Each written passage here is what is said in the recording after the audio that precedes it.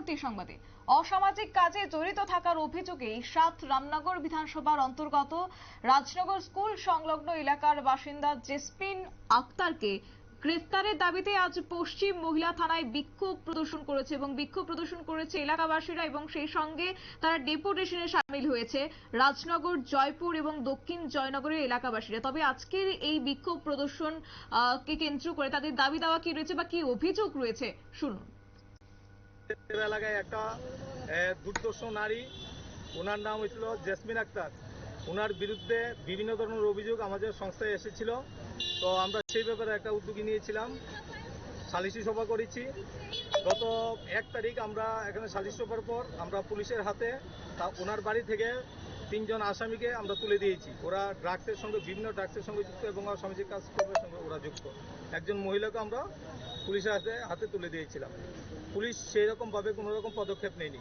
পরবর্তী সময়ে আমরা 2 তারিখ এসডিপুর কাছে একটা গণডেপুটেশন দিয়েছিলাম। ওইখানেও আমরা প্রায় 60-70 জন এলাকাবাসী এসে ওনার কাছে আমরা গণডেপুটেশন দিয়েছি।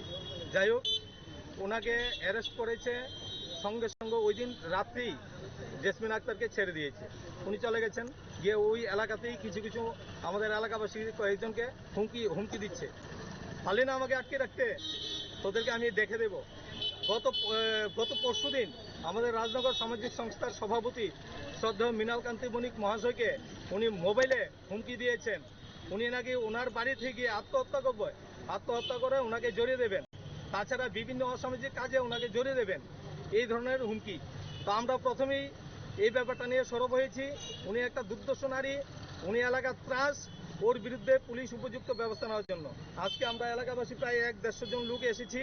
আমরা মহিলা থানায় এসেছি, ওনার বিরুদ্ধে আমরা এফআইআর করতে এসেছি, ওনাকে যাতে অতি সত্বর অ্যারেস্ট করা হয়।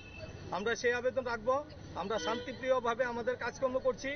যদি ওনাকে অ্যারেস্ট করে না আটকে রাখা হয়, ওনাকে উপযুক্ত শাস্তি না দেওয়া হয়, আমরা ডিজিপির কাছে যাব, গণডেপুটেশন দেব।